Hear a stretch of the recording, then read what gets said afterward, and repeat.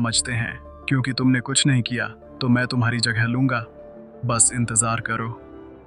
सर्गेश्वर, ध्रुव के दिल में गुस्से की आग जल रही थी। जब से उसे मृत्यु क्षेत्र में भेजा गया था, यह गुस्सा धीरे धीरे बढ़ता जा रहा था। अमृतवीप की हालत देखकर जो टाली जा सकती थी, उसका गुस्सा और भड़क गया। सर्गेश्वर और बाकी लोगों को इन नश्वर लोगों की कोई चिंता नहीं थी। वह खुद को देवता समझते थे, और भला देवताओं को नश्वर प्राणियों की परवाह कब से होने लगी।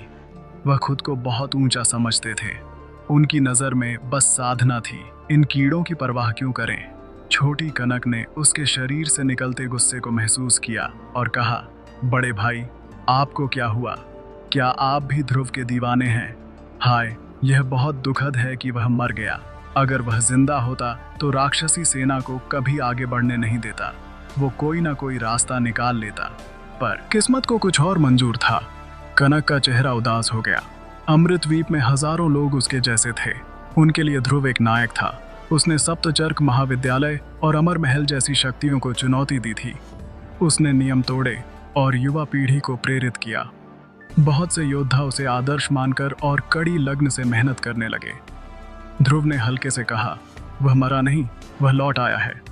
कनक चौंक गई और बोली, वो लौट आया? वो कहाँ है? ध्रुव ने जवाब नहीं दिया। उसी समय भागता हुआ राक्षसी योद्धा अचानक रुक गया।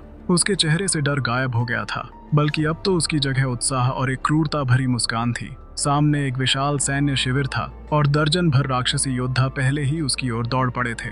हा, तुम कुत्ते, तुम मुझे मारना चाहते हो। आज देखते हैं कि कौन मरता है, उसने चिल्लाकर कहा। कनक का चेहरा बदल गया। भाई, यह ठीक नहीं है। यह राक्षसी सेना का अग्रिम शिविर है। हम गिर गए हैं। वो डर से कांपने लगी। उसका दिल बैठ गया। ध्रुव ने हल्के से हंसते हुए कहा, तुम गलत हो। यह वो नहीं जिन्होंने हमें घेरा है, बल्कि मैंने उन्हें घेर लिया है। यह कहते ही ध्रुव की नजरें ठंडी हो गईं। उसके शरीर से खूनी इच्छा उमड़ पड़ी और उसने पूछा, यह राक्षसी सेना का अग्रिम शिविर है? लड़के, तुम सही हो। तुमने हमारे राक्षसी भाइयों को मारने की हिम्मत की। आज तुम बच नहीं पाओगे। उस राक्षसी योद्धा ने क्रूरता से कहा, इसे मार डालो। दर्जन भर राक्षसी योद्धा नुकीले भले लिए हुए ध्रुव की ओर दौड़े। ध्रुव ने अपने काले तेंदुए को बुलाया और कहा, उसकी अच्छे से रक्षा करो। यह कहकर उसकी आकृति धुंधली हो गई और वह वहां से गायब हो गया। अगले ही पल एक के बाद एक विस्फोटों की आवाजें गूंजी। जो दर्जन भर राक्षसी योद्धा आगे बढ़े थे, वह पल भर में मारे गए। सिस्टम की आवाज पागलपन से गूंज रही थी, लेकिन उसने उस पर ध्यान नहीं दिया। फिर वह उस राक्षसी योद्धा के ऊपर उतरा जो उन्हें यहाँ तक लाया था, और क्रूरता से हंसते हुए बोला, तुम गलत हो। यह तुम हो जिनके पास पंख भी हो तो भी बच नहीं पाओगे। उसने एक जोरदार मुक्का मारा। जो योद्धा के सीने पर लगा, उसकी ताकत इतनी थी कि योद्धा सीधे शिविर में उड़ गया। राक्षसी अग्रिम शिविर में हंगामा करने की हिम्मत किसकी है? दर्जन भर और राक्षसी योद्धा तंबुओं से बाहर निकले। ध्रुव कदम दर कदम आगे बढ़ा और शिविर के प्रवेश द्वार पर खड़ा हो गया। उसने गहरी आवाज में चिल्लाया, अग्रिम शिविर के सभी हरामजादों, बाहर निकलो। उसी पल एक एक करके अनगिनत छायां तंबुओं से बाहर आईं। उस पूरे शिविर में 18,000 कुलीन राक्षसी योद्धा थे। उनका महासेनापति विनाशु अपने हाथ में एक लंबा भाला लिए हवा में खड़ा था। उसका भाला एक गहरी और भयावह आभा छोड़ रहा था। उसने ध्रुव को घूरते हुए कहा, कुत्ते, तू कौन है? मेरे शिविर में हंगामा करने की हिम्मत लगता है? तू जीने से तंग आ चुका है। ध्रुव ने अपने ड्रैगन स्लेयर को कंधे पर रखा और शैतानी हंसी के साथ कहा, मैं तुम्हारा बाप हूं। यह सुनकर राक्षसी योद्धा गुस्से से भड़क गए और उसकी ओर ज्वार की तरह टूट पड़े। ध्रुव का शरीर हल्का सा झुका, उसके होठों के कोने मुड़े। उसने दूर खड़े विनाशु को देखा और उत्साह भरी मुस्कान के साथ बोला, चलो हो जाए। दो हाथ ड्रैगन स्लेयर से काली लपटें उठने लगी। डार्क ड्रैगन गॉड की आभा हवा में फैल गई। ध्रुव चिल्लाया, तूफानी कट। ड्रैगन स्लेयर एक तूफान की तरह लहराया और आसपास के सभी योद्धाओं को हवा में उड़ा दिया। उसी समय ध्रुव ने फिर से चिल्लाया, ड्रैगन कट। 1000 बार उसके हाथों में ड्रैगन स्लेयर पागलपन से नाचने लगा, जैसे गोभी काट रहा हो। 1000 कट पूरे होने से पहले ही हवा में उड़ाए गए सभी राक्षसी योद्धा, मारे गए कटे फटे अंग और ताज़ा खून ऊपर से बारिश की तरह बरसने लगा।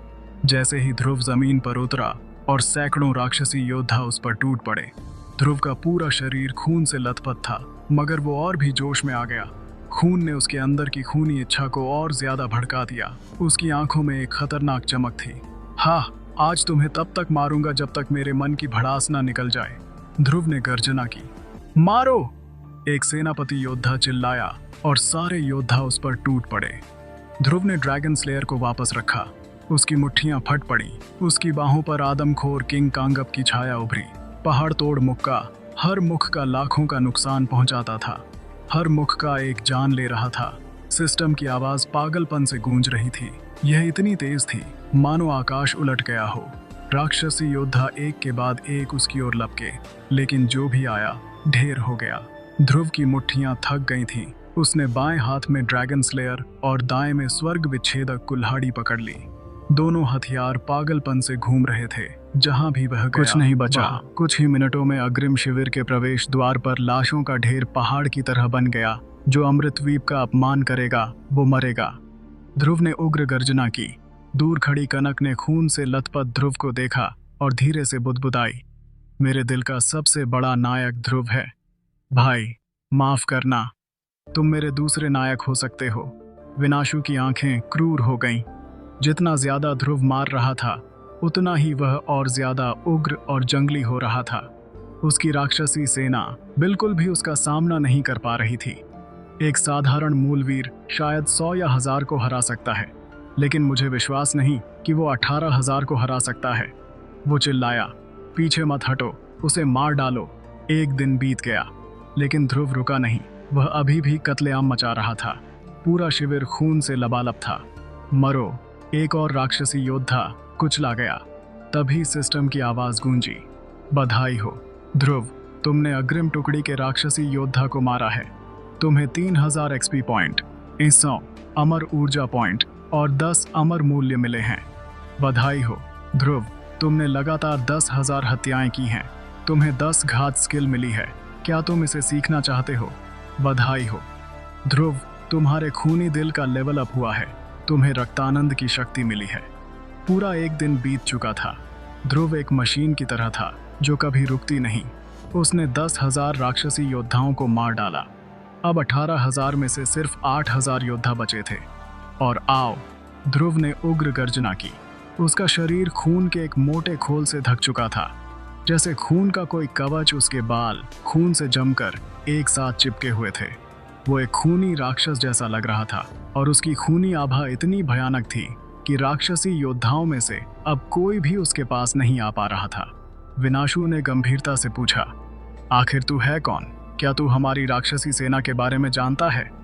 उसे कुछ समझ नहीं आ रहा था। जब से उसने अपनी यात्रा शुरू की थी, वह बस मारता काटता चला आ रहा था। किसी ने भी उसे नहीं रोका, चाहे सप्तचर्क महाविघालय हो या वह ऊंचे आसमान में मौजूद अमर महल के योद्धा, कोई भी उसे रोकने नहीं आया। उसकी राय में वह सब उनकी सेना से डर गए थे, इसलिए उसकी अग्रिम सेना बिल्कुल बेखौफ थी। वे जहां जाते वहीं तबाही मचा देते। लेकिन आज किसी ने उन्हें रोका, वो भी एक अकेले शख्स ने। उसे समझ नहीं आ रहा था कि वो शख्स कौन है। ध्रुव ने ठंडी मुस्कान के साथ कहा, मैंने तुम्हें कल बताया था, मैं तुम्हारा बाप हूँ। तू मरने की तलाश में है। विनाशु गुस्से से भड़क गया। उसके बगल में खड़े 3 सेनापति एक साथ हरकत में आए, लेकिन उनके जमीन पर उतरने से पहले ही ध्रुव ने ड्रैगन स्लेयर को ऊपर उठाया और हंसते हुए बोला, अब मैं तुम्हें अपनी नई तकनीक दिखाता हूँ। 10 घात आसमान में एक जोरदार आवाज गूंजी। 10,000 मरे हुए राक्षसी योद्धाओं की आत्माएं इस एकवार में थी जो चीख रही थी। आधे सेकंड बाद तीनों सेनापति, जो अभी तक जमीन पर उतरे भी नहीं थे, वह तुरंत टुकड़े टुकड़े हो गए और खून की बारिश बनकर आकाश से नीचे गिरे। उसी पल जो राक्षसी योद्धा अभी भी जिंदा थे, उनके दिमाग इस दृश्य को देखकर टूट गए। वह इस तरह के कुचलने वाले दबाव को बिल्कुल भी सहन नहीं कर पाए और पागलपन से भागने लगे। वह हमेशा दूसरों के लिए दूरपन रहे थे, लेकिन उन्होंने कभी नहीं सोचा था कि आज वे इतने डर जाएंगे जैसे उन्होंने भूत देख लिया हो। भागना चाहते हो? क्या मैंने इजाजत दी? ध्रुव ने भौहें सिकुड़ते हुए चिल्लाया, रेत समाधि सबको दफन करो। उसके शरीर से एक अदृश्य शक्ति बाहर निकली।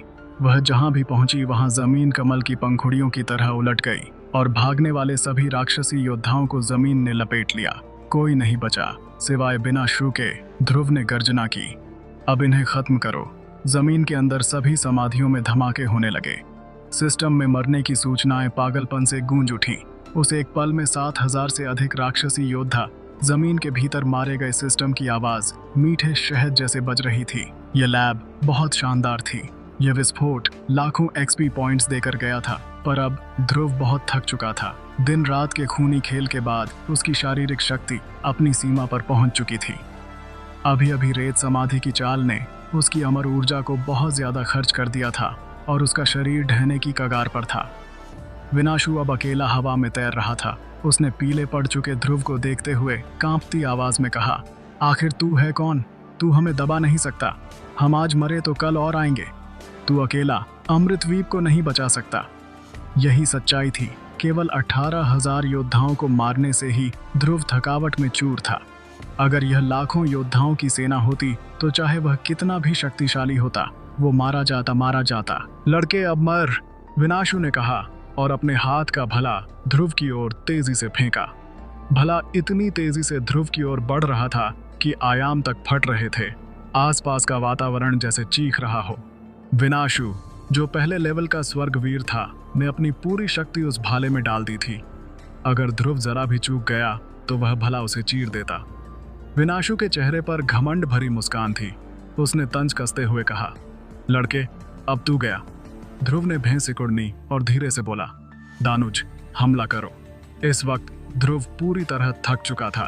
एक दिन और रात की लगातार लड़ाई ने उसकी सारी ताकत सोख ली थी। रेत समाधि की चाल ने उसकी मानसिक ऊर्जा भी खत्म कर दी थी। विनाशु से लड़ने की हिम्मत अब उसमें नहीं बची थी। अचानक शून्य से एक विशाल राक्षस बाहर निकला। उसका बायां हाथ जादुई चिन्हों से ढका था और दाहिने हाथ में एक गधा था जो जंजीरों से लिपट कर बना था।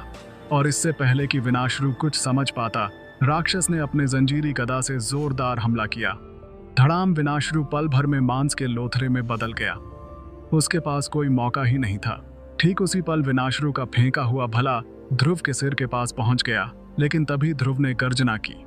गॉड बॉडी, उसका शरीर तुरंत अमर हो गया। भला उससे टकराया पर कोई असर नहीं हुआ। बधाई हो ध्रुव, तुमने विनाशु को मारा है। तुम्हें 36 लाख एक्सपी पॉइंट्स, 24,000 अमर ऊर्जा पॉइंट्स और 10 अमर मूल्य मिले हैं। बधाई हो ध्रुव, तुम्हें